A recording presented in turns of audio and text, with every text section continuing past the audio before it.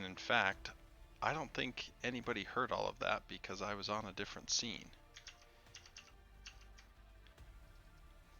So here we are. Welcome out. My name is Valkymer. We are loading here into game 1 of Roll1 Esports against Bronze6. Now, of the two teams, I must admit I am more familiar with Roll1 Esports, having played with them and hung out with them in Discord a few times. The most prominent name that I think I can remember here from Bronze6 is that of My Jewish Cat, though Elune certainly up there in popularity as far as names go. But here we go. We have Rock is playing Varian, Big Beard on the Leoric, Zad on Tassadar because he doesn't like to play characters that have to walk ever. Winiba here representing on Deckard Cain, and Poe with the Greymane. Over here on Bronze6 we have My Jewish Cat on Cassia. We have Kira on the Kael'thas. CRT is playing the Diablo. Whitemane, it looks like that is Elune. And Danny playing the Urel. And here we go on Tomb of the Spider Queen. We've got the why do we fight and what's worth fighting for. Well, it's the middle lane that's worth fighting for. Zad tossing out a Psystorm to keep that Diablo in check. Letting him know, I know you're in that bush, crazy.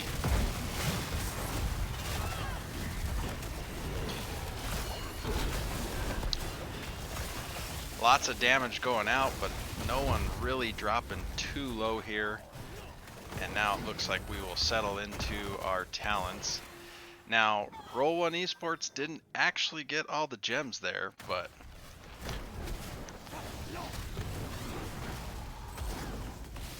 Rock's a little bit behind.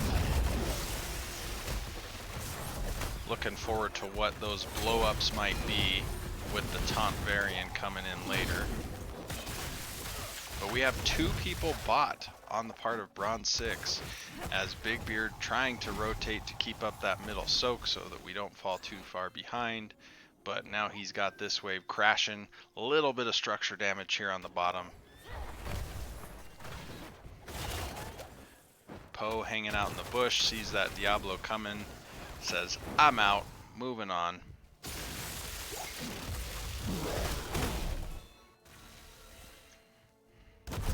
Experience relatively even, but a little bit of an advantage on the part of Roll1 Esports. Great wall keeping that Diablo in there. Well, Varian almost shared with his good friend Tassadar, but got out just in time. And we're seeing pings. We've got two coming down to the bottom camp. I still think it's interesting to see the Cassia hanging out down here with the Urel, but they're not too far behind on experience. They're gonna have that camp. Ooh, Big Beard's figuring out where they went. Maybe slowing down that camp a little bit, certainly keeping them off the experience globes here in the center of that lane. Oh, Whitemane comes down, so now there are 4 bottom. The camp is taken. The experience just keeps going back and forth. Ooh, taunt out on the Diablo, the Deckard group coming in. Everybody's there. Everyone seems to be taking damage, except Winiba. She's doing a great job of avoiding such senseless violence there for herself. But great work by both teams' healers. The fact that nobody died there, oh, and I spoke too soon. The fact that nobody had died up to that point was pretty impressive, but we get the taunt from Rock. Ooh, another great job. KT was a little far forward there, and Diablo trying to pick up the gems just snowballs into another death. Tassadar went all the way back. Zad wanted some health and mana, as Protoss do. But now we nearly have turn-in on the part of Roll1 Esports, and they have managed to spill all of the Bronze6 gems out on the ground, never to be retrieved, lost to the nether. Zad coming up here, picking up some free experience. Oh, Kira trying to show who the original better mage type character is. KT doesn't care about Zad's rework. or Tacidar's rework. I guess Zad didn't make the rework, but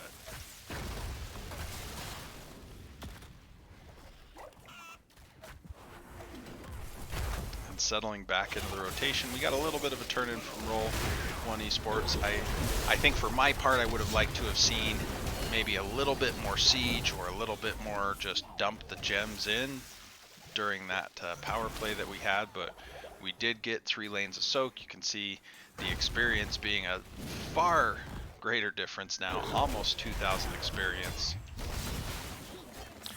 Another pick up there, the gank group of having the Tacidar wall, the Greymane burst, and the variant taunt is proving to be quite potent here. We get the turn-in finished from Roll1 Esports, so now Bronze6 is having to defend. They're down a talent here. Nothing that I'm seeing out of the ordinary here as far as talents thus far.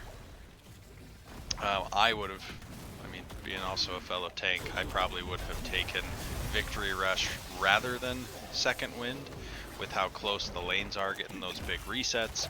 But everything looking pretty good.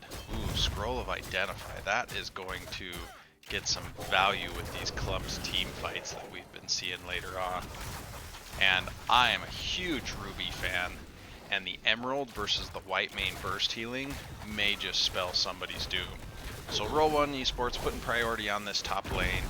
Not getting the soak here in mid, but this top fort halfway down. We've still got health on the Webweaver. Greymane, full wolf form, just being a good boy. Ooh, if that wall had caught my Jewish cat, that may have led to another kill. Good value here on the bottom. We're gonna knock out this other fort wall. Ooh. And there it goes. Okay. So all 3 walls taken down, got the top keep, which could be huge later on, making it so that Bronze6 constantly has to go up there and deal with that and have that trickle pressure of the catapults. Oh, if Varian had been able to land that as well, I don't know that our good friend Urel would have jumped that wall like she had there. So Roll1 is approaching their next turn-in. Bronze6 is ready for a turn-in. We've got the cap on both the bruisers. Roll1 is 10. Their bruisers are out a little bit first. And now the bruisers coming out from Bronze6. Ooh, the Entomb on the Kael'thas. The Greymane diving in there. We heard a Cursed Bullet go out. Kira goes down on the KT. Greymane gets focused by that tower, but also the red team circling him about, and Big Beard drops as well. So Roll1 did just lose a lot of gems there. Ooh, fantastic combo work by Diablo, planning out that APOC, and Zad gets away from it, but Rock not looking like he's going to make it. Waniba trying her darndest to throw those potions to keep Rock alive. Oh, so close, and the protected almost bought him that time.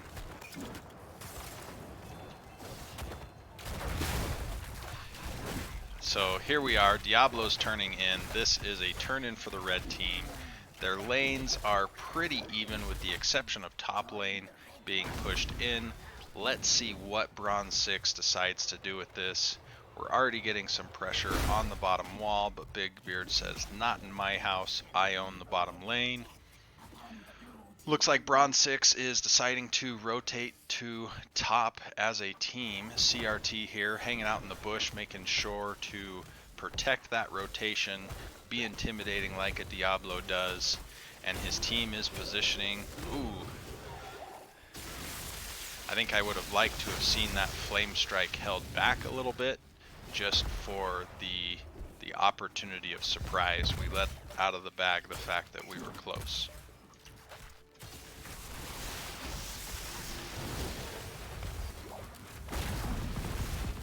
I don't know that with this turn-in we quite even up the pressure on the lanes with how far top was pushed out.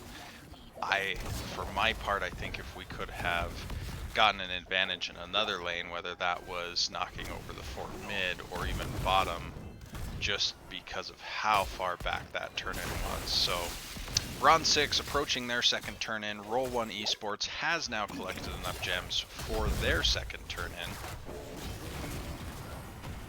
Leoric scaring off our friend Urel. And showdown at the bottom turn-in. Is it going to happen? We got the Entomb, we've got the Cursed Bullet, we had the Taunt, and Urel does not have the opportunity to get off Ardent Defender. Diablo goes down for his troubles of trying to save the Urel. The APOC was used, and Roll1 is starting to siege. Big Beard turned in, he's going for more soak. We've got Kael'thas turning up here on the top, and this fort has been conceded by the members of Bronze6, excuse me.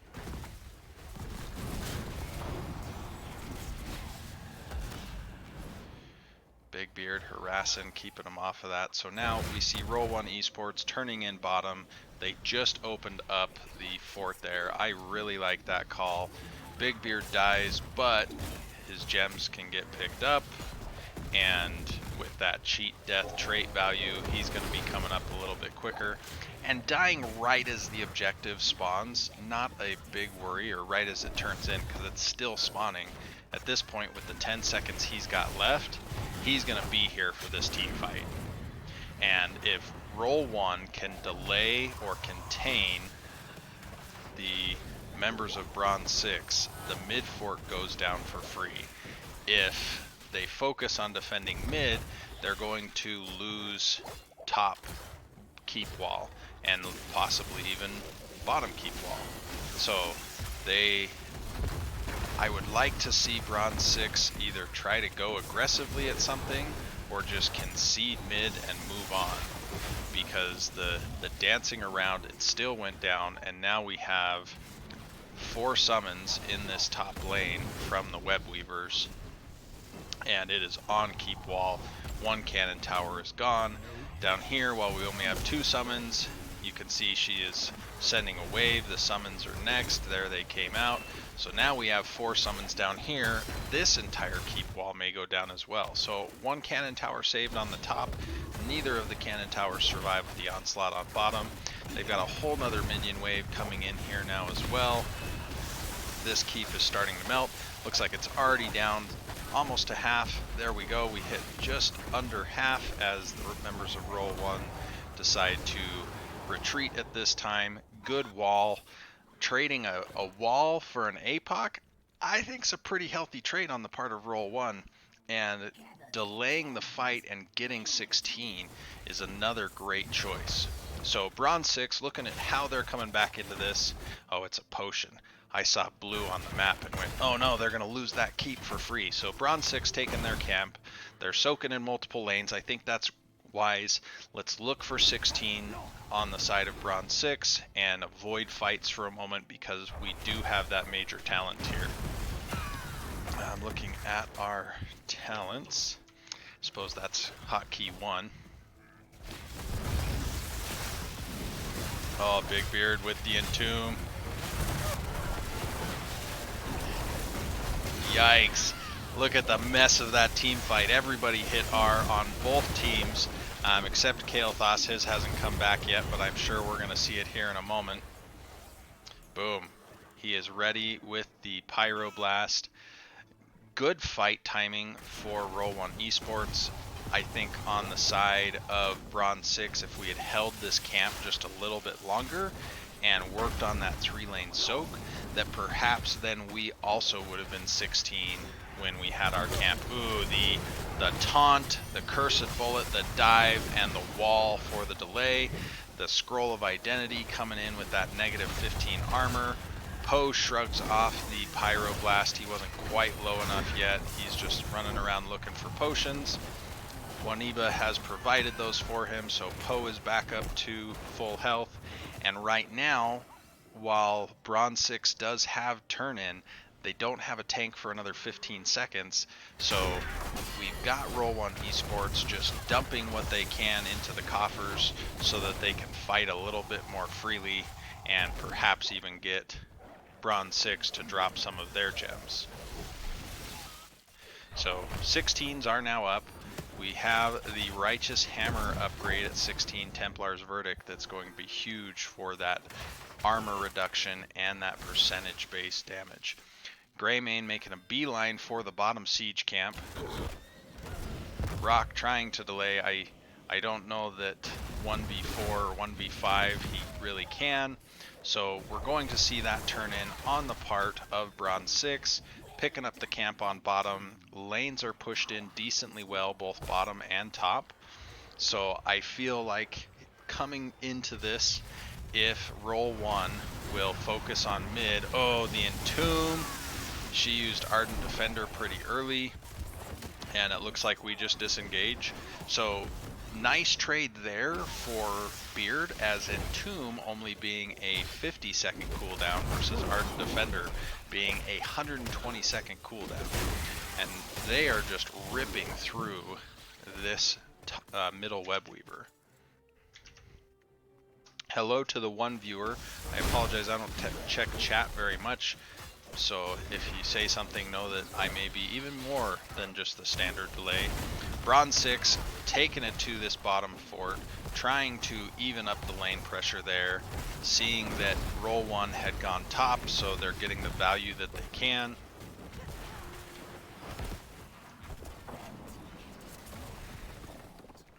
Ooh, aggressive positioning by the Diablo, danger ping. They saw you, Diablo. Oh, Varian, you revealed your position. Whitemane's in trouble. That black hole coming through, fighting in the chokes. We see lots of ours being pressed. Oh, the Pyroblast goes out on our friend Varian with the Protected, so he is able to get away. Poe disengaging quite well. Varian goes in, finishes off the Diablo. We've got the Scroll of Identify onto Urel. She doesn't have Ardent Defender, so she is in a dangerous place. Cassia goes down, being left on an island. Urel is likely next. Oh, the Herodric Cube slow.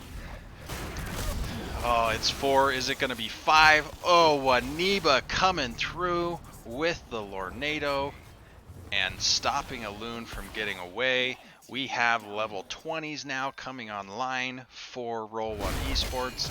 They have 15 seconds left of uncontested time to siege, and they have taken one fort, and they are moving towards the core. They have a power play of another 30 seconds before the entire team is back. With the siege damage that a Greymane provides, that, I mean, even Tassadar.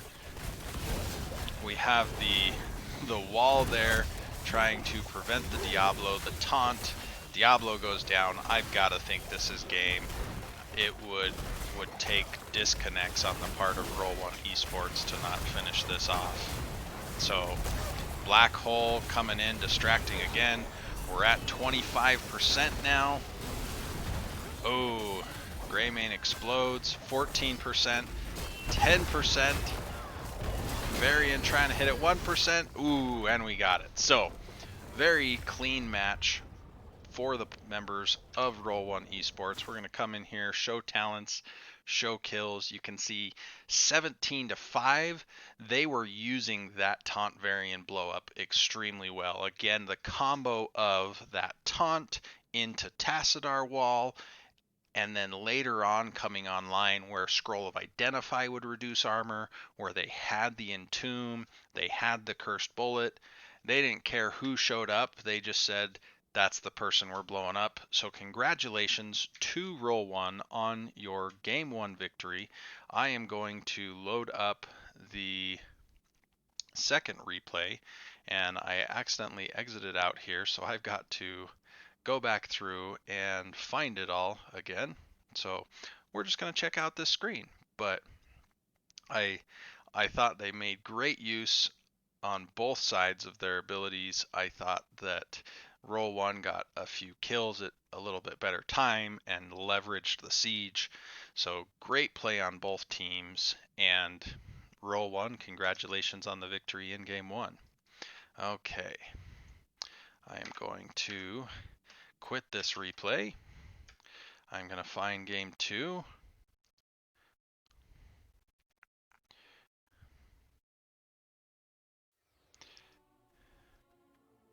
And here we go. Ooh, Towers of Doom. I'm a big fan of Towers of Doom. I likes it a lot. While that's loading, I am going to come in here. I'm a big fan of Towers of Doom. I am apparently... while that's loading, I am going to come in here. Trying to mute my own stream so that I'm not doing the... In all fairness, I believe 3 of us were still asleep.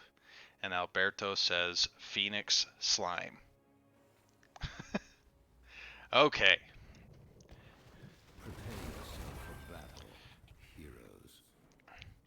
I wish there was some magical way that I could see the bands, but we have Rock reprising his role as Varian, Big Beard doing the same, though I don't think he was gold and purple Leo last time. I think he was a different space Leo. Poe on the Li Ming. Zad is playing someone who walks. I don't know what's happening here, but here he is on the Rainer. That's just crazy talk. And Waniba dancing there as the Stukov. Coming to the other side, we have Eloon is on Tracer, excuse me.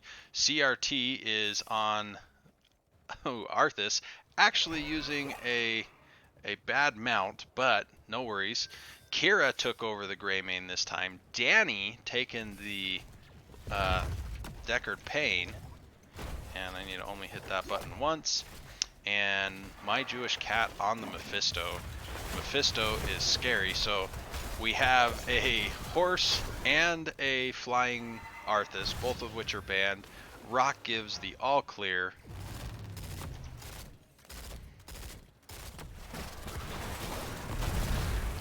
And there we go.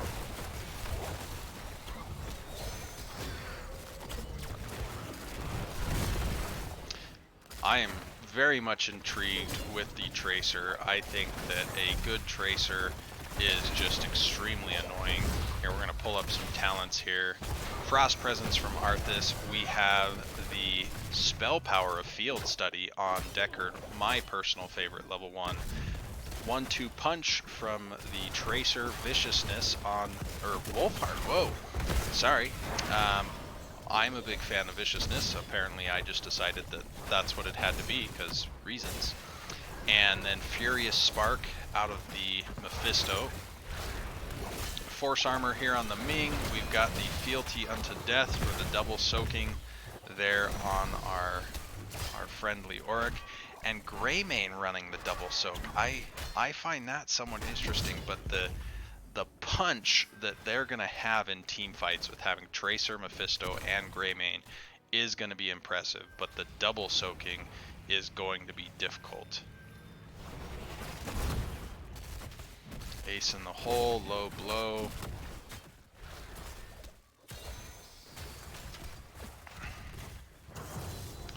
Yeah, Leo just already jumping on that siege damage. Our first taunt comes out and Varian gets a Deckard to explode there.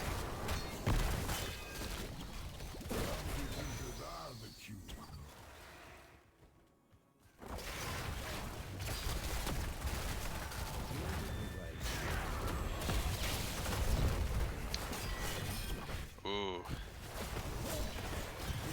Sorry, Mephisto, everyone knows where you're coming back. Raynor using that adrenaline rush to stay alive. Part of why I think Raynor is extremely potent as a ranged assassin is the ability to sustain himself from one of those dive scenarios.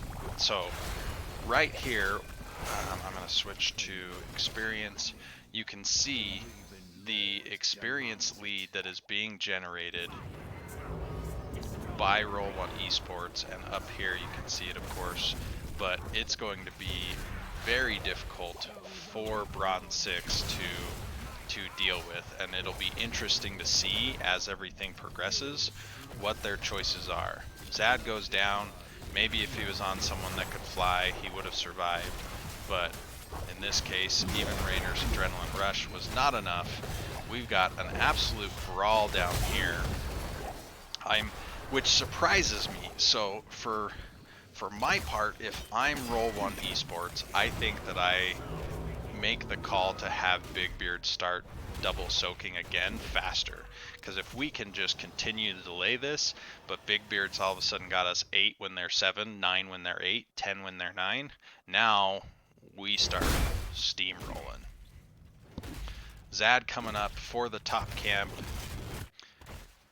Seeing if he can get that. Ooh, Tracer coming in for the gank on the nigh ungankable. Is he going to get away? He does not.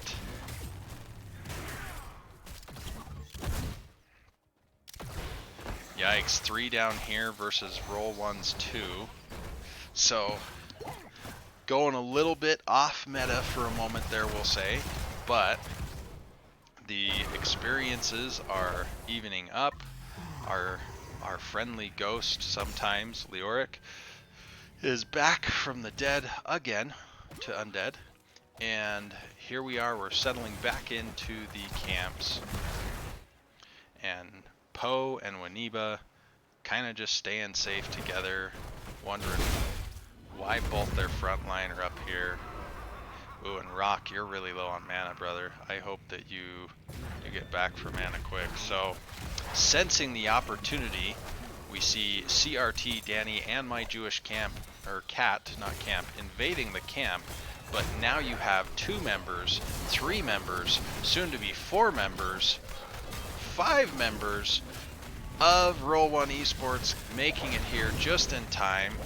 Li Ming survives the pulse bomb. They drive off the members of Bronze6, sending them a thank you card saying, we appreciate your work on giving us that camp so easily. So that very quickly could have been a successful invade, but Roll1 showed up just in time. Woohoo! Poe dishing that orb right onto the unsuspecting Tracer. We've got a big showdown brewing here. It's 4v5 currently. Oh, here comes Zad as well. Full 5v5. Varian getting the quick Lion's Maw out there. Or Lion's Fang. I guess Lion's Maw is the talent for it. The taunt on the Arthas. Ooh, the silence on the Arthas. That almost got quite scary. The root allowing him to disengage. So we traded those altars, but there was a lot of fanfare for it. Ooh. And again, the Ruby. Love the Ruby talent changes. I think it is very oppressive. Kanai's Cube to reduce the damage of the enemy team. Not as worried about the healing reduction as perhaps Waniba used it, though I've got to say, I thought Waniba played fantastic in game 1. So my personal favorite was probably the Lornado onto the escaping white main on that bottom camp. So we got the taunt on Mephisto, the silence comes out, but Mephisto is able to still walk away from that. The root's coming back, Mephisto's returning, the team is surrounding. Ooh, the Arthas getting in there, slowing everybody down.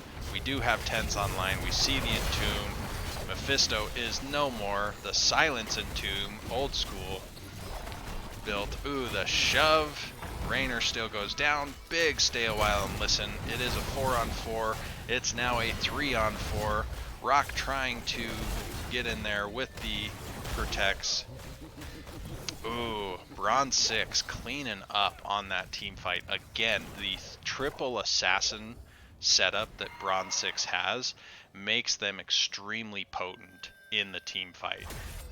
I'm assuming that was Greymane pinging, saying, get here, help me, burn this right now, please. Not even please, just get here and do what I say. Taking the camp. They've scared off our friend Big Beard. We've got Deckard Payne channeling. We've got the camp moving. Zad doing a little bit of wave clear. I think Bronze6 has done a very good job of leveraging their advantage in this. Getting both of those. Mephisto's taunted. He teleports away for 1 second, getting out of the silence. Comes back into the silence, using the Consume Souls. Poe is down. Ooh. Tough position to be in for Poe. Gleaming does not have the protected. Annie Loon is just chasing in. Oh, the stay a while and listen again. Varian goes down for it. He was trying just to protect his team, being a valiant King of Stormwind. Ooh, Zad a little too far forward and the Greymane pounces. The Tracer jumps in as well. Tracer being one of the characters that can tower dive about as well as anybody right now, even with the changes. Bronze6 takes this opportunity to say, we claim the bottom lane.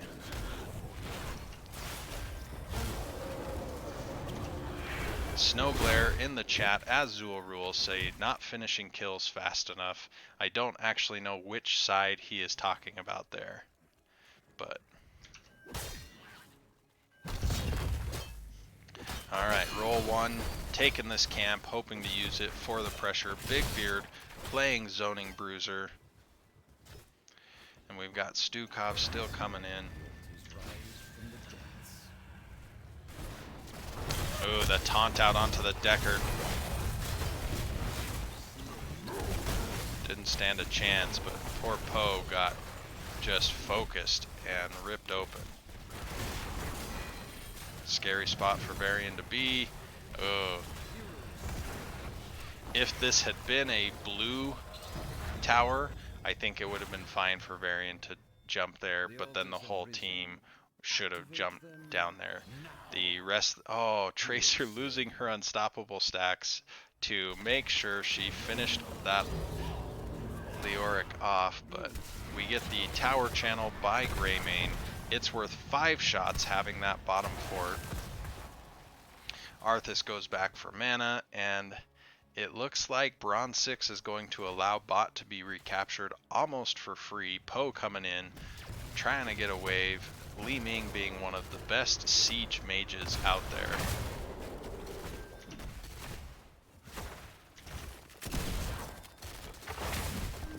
Yeah. So balance returned to the battlefield, but Bronze6 is enjoying their hefty shot count lead, being up 17 shots right now and being far closer to 16. I'm impressed with how close Greymane has kept the experience that he's gained to Leoric. The minions we can see is heavily in favor, but it's the hero kills is what is giving the big lead. So the stay a while and listen comes out. We've got ours pressed all around. Only Arthas still has his up, and a lot of bluster for unfortunately no results on either side there. But oh, here comes Arthas's ult. I think that one was probably premature also, considering how many Deckard potions are there and the fact that Deckard is there. But Bronze6 has said, we're going to win this game through kills. Don't tell us minion experience is important. Though at this point, they've evened that up too, so they are just playing ahead on kills. Get another kill on Leoric. Oh, Tracer chasing down the Ming. She teleports out. She still gets toasted by the Varian. Varian goes down as well. 2 Deckard saying, you respect the elders. So they cap left. They're moving towards bottom as a group. And Greymane is picking up right. At this point, being up 16s, being up 21 shots, looking like they're going to go up. Now they're up 25 shots, looking like they might even go up by 29 shots. Yep. So at this point, Bronze6, if they get a couple of kills, can finish with the boss.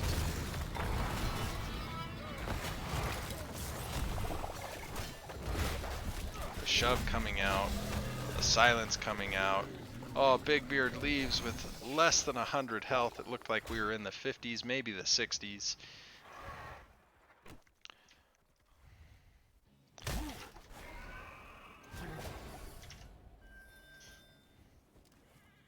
We got one camp.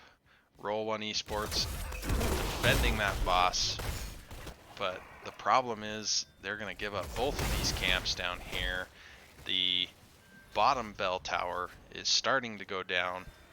I don't know that Big Beard can save this. There's too many members, and even if he did save it, the sappers were going to knock it out. Roll1, you've got to get back down here.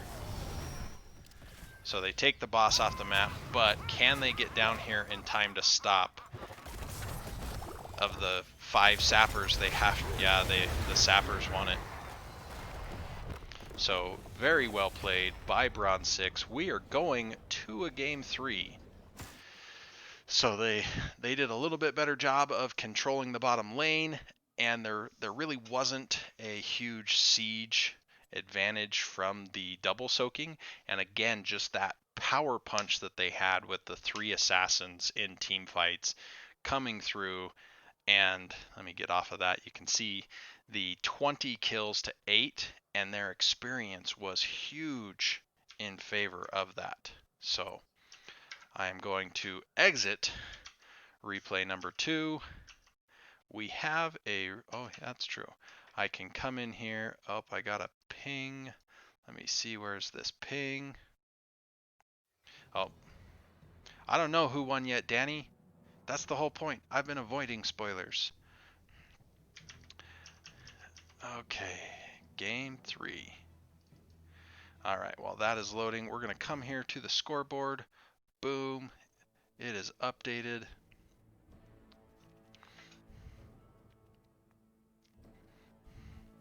Battlefield of Eternity for round 3. Let's see.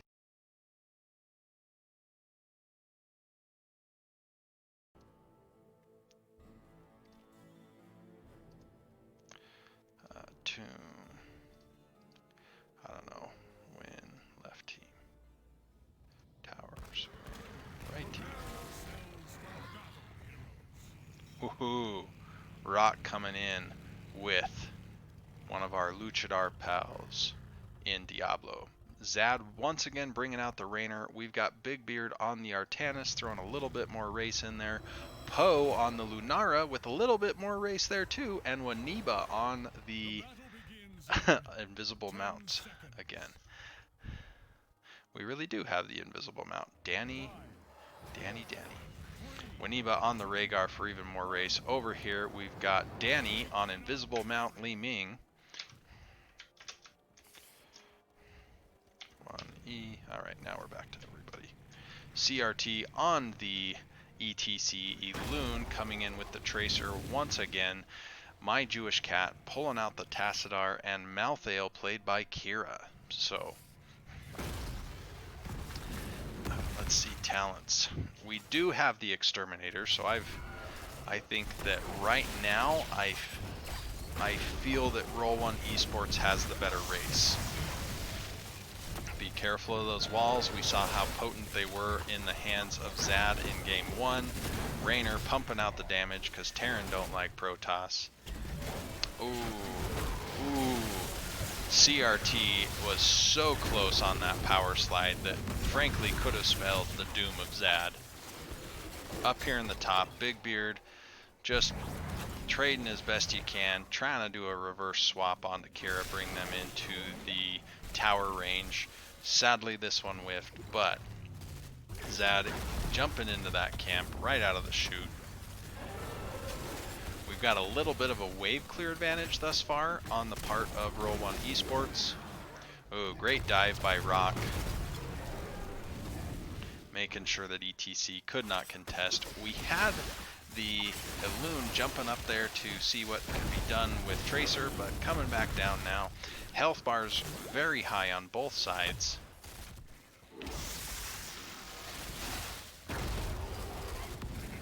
Yeah, the siege potential of having Lunara and Rainer has been realized thus far in the wave clear.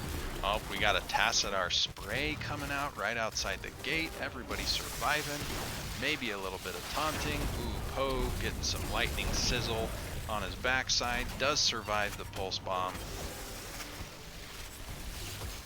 Another lightning sizzle coming through. Malthael has pushed off the Artanis. Artanis coming back full bill of health, super clean. Here we go. We've got camp take on the left. We've got camp take going in on the right. That right there gives the experience advantage over to Roll1 Esports. Ooh, and I love the boldness of this. We are coming after Malthael. You are not... Ooh. Malthael with the juking and jiving, and he gets away. Great plays by Kira there. Tassadar is already melting the shaman down here a little bit. We are losing some of these purple shiny things on the ground for Roll1 Esports. They quickly cap the top camp. ETC is in fighting position, wondering where his team's at. But Roll1 Esports ready to go for this race. Again, Exterminator. We have Nature's Culling as well. We have Lightning Shield. And we have Amateur Opponent. So they rip through the first half of that Immortal, and they have time to come up here, clear this camp, and get into position. Oh, Poe's out in front of his tank. Tracer's chasing him down. Poe gets away. So, ooh, the power slide coming through. The knockback. The knockback felt a little early, but Tracer is all over Big Beard. The wall coming through. Oh, Zad. So nobody's racing on the part of... Okay, here we go. Malthael's now racing on the part of Bronze6. Roll1 Esports does have the camp advantage with the spear thrower guy up here still, so that extra minion. And they have now asserted their dominance on the Immortal. ETC trying to push people off, but Raynor just here above the Immortal, free reign with that Exterminator, with Inspire, making it happen. This is a large shield Immortal. Team fight going around. Apparently the health globes, highly sought after by both squads. However, being as they started blue, Roll1 Esports captures them. They are looking at what appears to be a 5-man push in the top. Nobody cares about that Immortal. And so we are now... Ooh. So by drawing so many members of Bronze6 top, I don't feel like Malthael's going to melt this fast enough before it gets a lot of damage. So front wall's gone top. We still have 5 members of Roll1 Esports up here. I do think I would have liked to have seen one person stay down at the bottom, just for the experience globes pickup, and to try to delay Malthael a little bit. Raynor might be going down. Oh, Tracer bails out, seeing the team starting to converge on her. And so front wall's gone. The Immortal finishes the front wall down here, gets about 30% of the fort health, and we are still dancing up here. Bottom camp has come back up, but everyone's kind of hitting the reset button right now. Rock looking fierce in his luchador setup there. Riding, I didn't even see what mount. And experience. So because we had all 5 members of Roll1 Esports up top, you can see this minion experience for Bronze6 really coming into play. Yes, things are still fairly even, but it could have been very much uneven in the advantage of Roll1 Esports if they had somebody picking up those globes. ETC with power slide in. We've got Rock with the big slam onto Tracer. She's trying to get away. It looks like she makes it. Ooh, the swippity swap hits the ETC. He's slow getting out of there, but it does allow Roll1 Esports to take this top camp. Now, the bad thing there is all the experience here, and Malthael's got a pretty good lead on this camp. So the experience side of things, the minions have created a greater disparity in favor of Bronze6 here. So I like that call to keep getting the experience. Oh, let's come back up here. Ooh, Zad goes down to the chasing Tracer. Ooh, the wall, again, we saw how powerful those walls were in game 1. We saw it there, here in game 3 now. And everyone is resetting. Rock taking a drink. But here we are, red team set up on the blue Immortal to start right away. Apparently this top position just has good luck. Roll1 Esports was in there right away on the first one. We can see Bronze6 now right in here right away on the second one.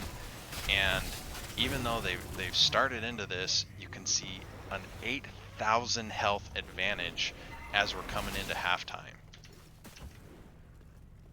Yes, this is game 3. I don't know how long ago you asked that, but yes, this is game 3.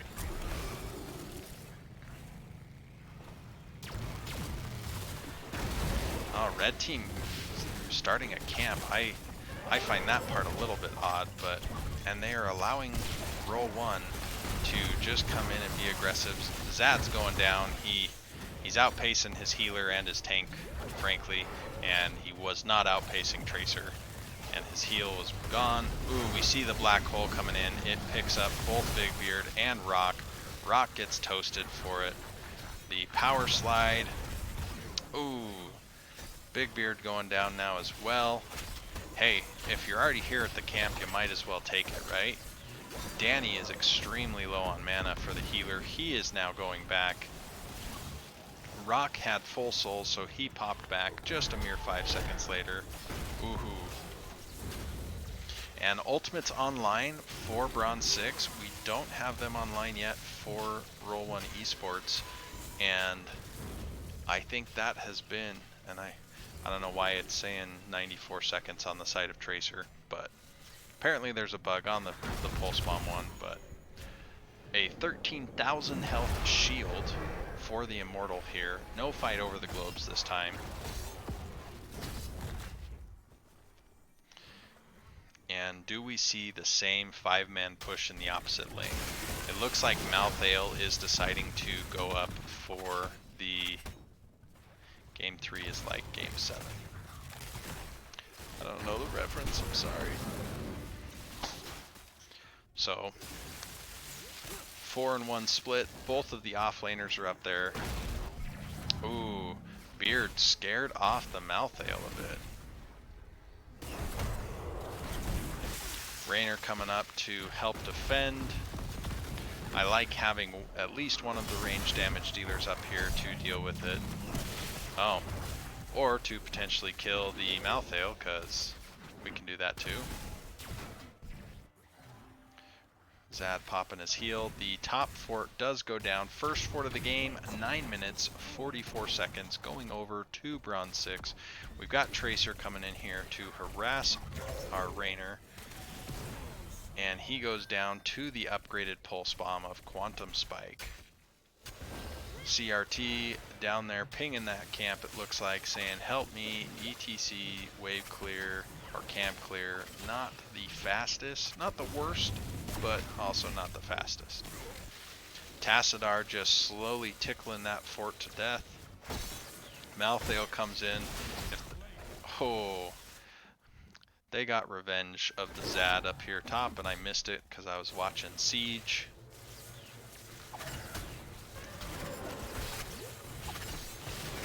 So, bottom fort about to go down less than 1 minute after the top fort. Roll1 Esports picks up the top camp, but this spear thrower camp still going in on the bottom. Fountain goes down. Beard is trying to clear up there. And Roll1 Esports is backing up. We almost have, yeah, ETC looked ready for an engage, but wisely waited for his team before diving in there. Ooh, my Jewish cat taking a few tower shots for free. Oh, the Bloodlust comes in, but the black hole disengage was done very well. And we also had the Jugs of 1,000 Cups coming out from the Lily to make sure that her team survived any of those Bloodlust shenanigans.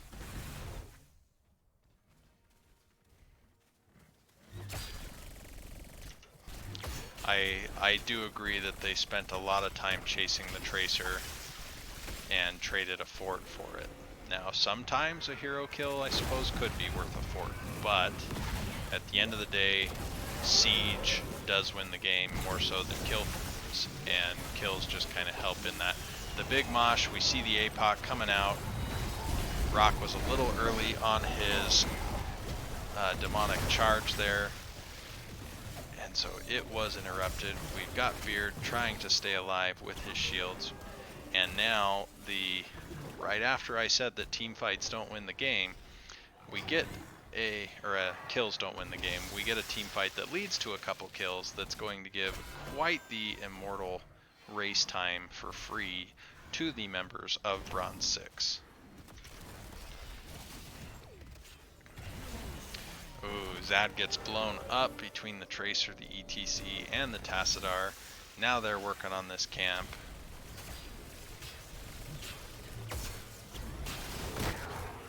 Oh, I don't think Rock wanted to hit that minion, but... And again, the disengage potential of Jugs of 1,000 Cups coming through.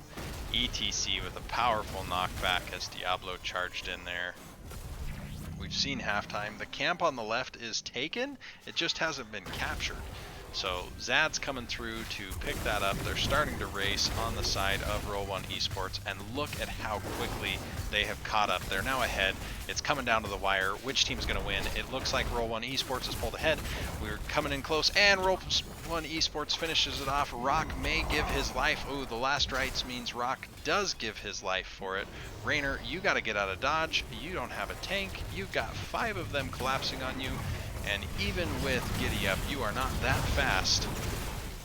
Oh, and it's Rallying Cry, allowing your team to race faster rather than the Giddy Up. So, ooh, is the Tracer going to go down? The Tracer's going to go down, but we traded Lunara for that.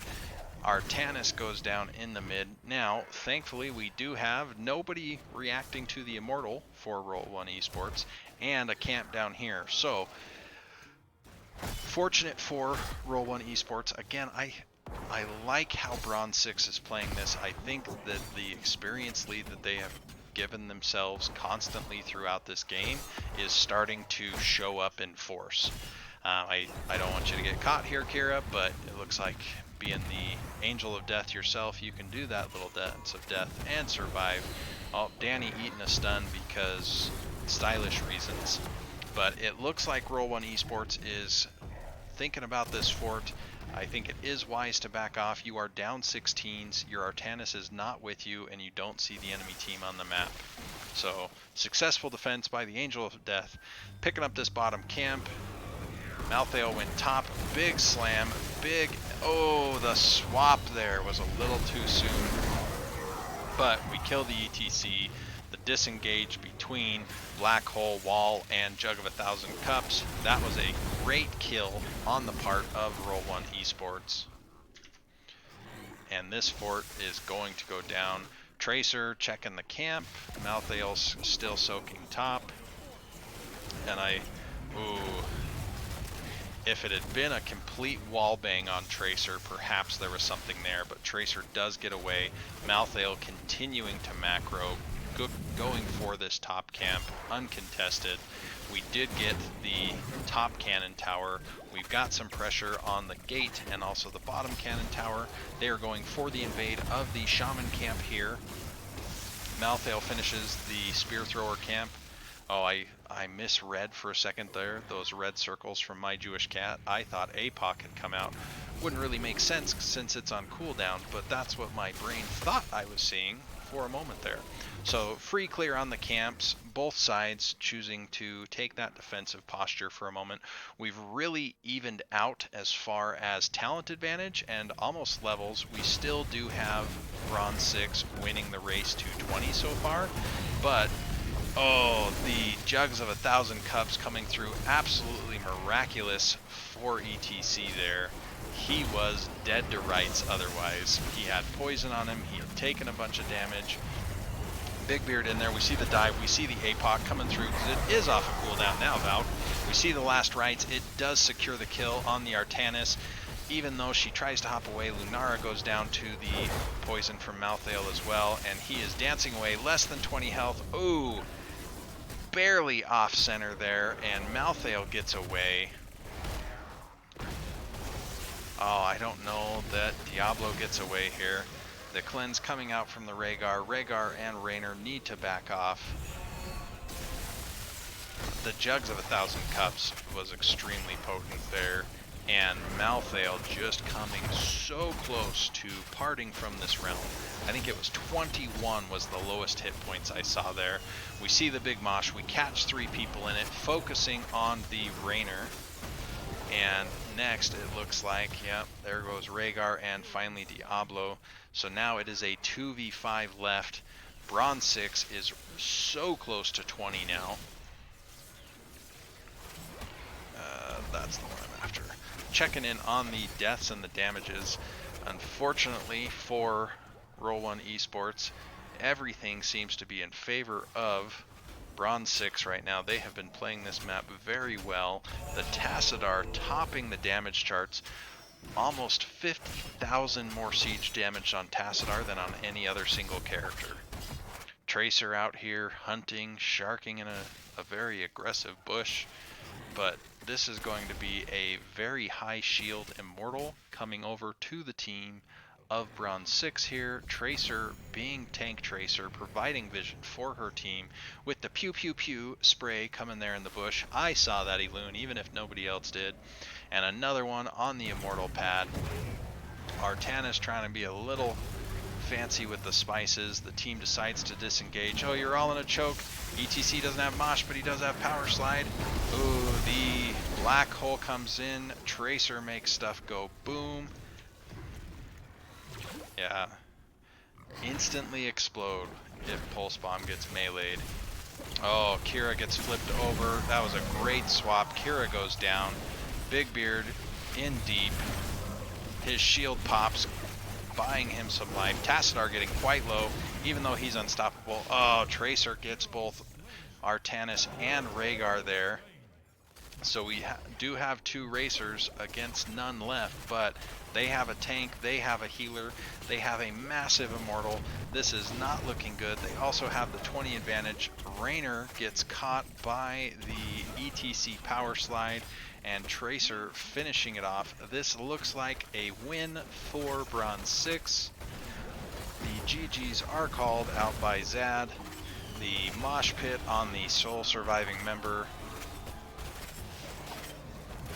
Oh, there goes the APOC, and despite the best efforts of Rock there on the core defense, the Immortal is just too powerful, allowing Bronze6 to have uncontested PvP time while the Immortal did the good work of destroying the core for them.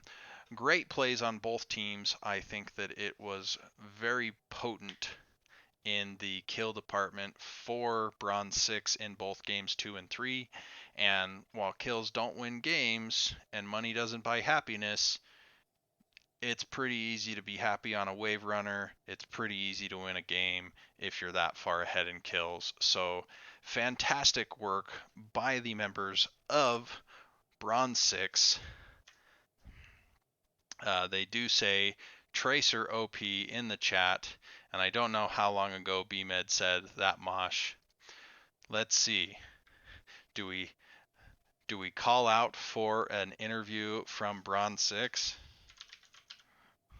It's a replay cast. Why not?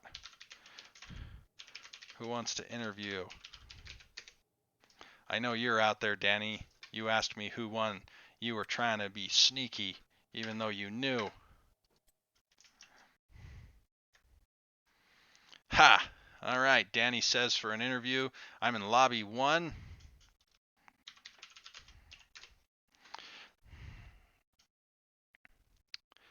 And I hear you, Danny.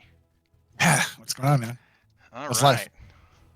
Congratulations. I probably should have left up the score screen there, because right now all people are seeing is all of my replays, because I'm new to this caster thing. I don't know what I'm doing, but we're all new to this, right? yeah, I figure volunteer organization, people cut me a lot of slack. I appreciate Wait, it. you're not getting paid?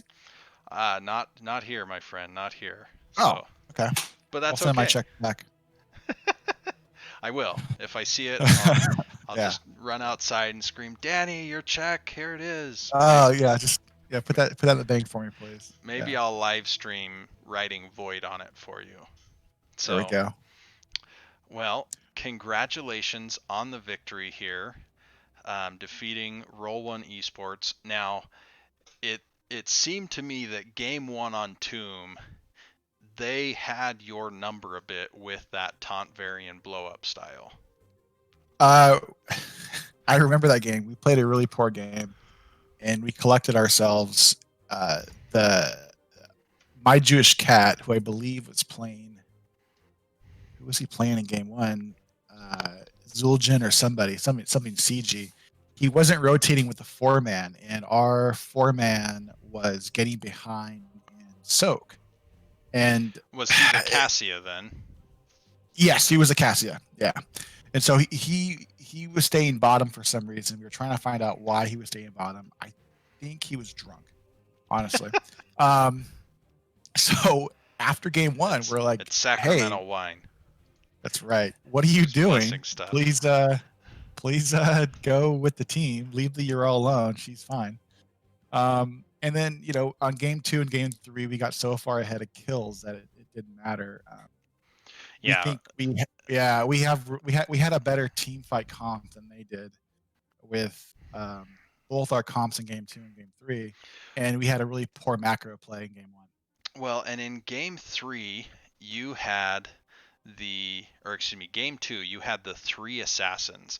At first, I was a little leery of the Greymane double soaking, but when it came down to it's time to team fight, the punch that you had, you couldn't deny it. Like Yeah, you were so and far ahead in kills by the end of the game because you were yeah, just yeah. It's blasting. Towers of Doom. Greymane was our soaker in top and mid lane, and he did his Greymane thing and stayed ahead, I believe, of the Orc the entire game in terms of XP.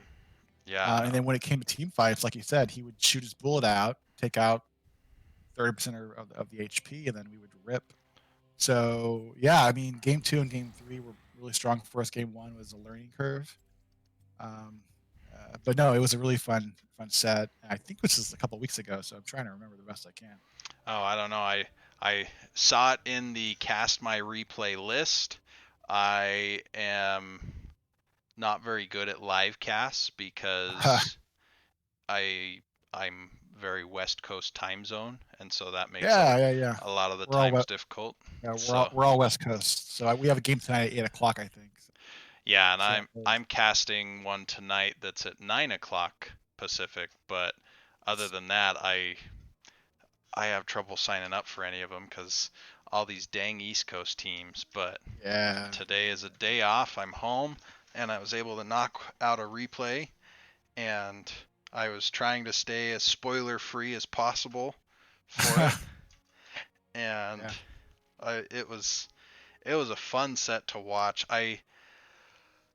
I am surprised you were very passive on the first Immortal of game three. Yeah, yeah. They got to the Immortal first, and if you watch the first Immortal, I think they burned it down like in like 10 seconds to halftime. So we were like, okay, we have to defend, and we realized we weren't able to defend as much as we could. So we had the Malthael Kira head back to do some damage as much as he could. But really, it came down to us trying to get a kill to delay things. And It surprised us a little bit when they went bottom and the Immortal went top because they yeah, were going to lose out on a ton of XP. So, and the um, experience advantage, I believe, came back to serve you extremely well yeah, because you had the 4-1 split. They went a full 5 opposite of the Immortal. So while Malthael's not the fastest Immortal clear in the world, he was picking up experience that Artanis wasn't. And so every Immortal after that, you guys were up a level or up a talent tier.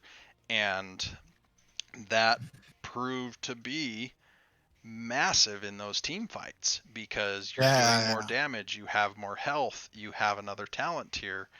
And so I don't know if that was a bit of a luck thing or if that was pre-planned or if it Well, was we know, and I think you know this. The first team to 10 typically wins 80% of the time, right?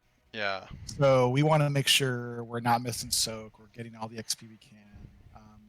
the splitting with the immortal on that first wave is becoming more and more common on this map.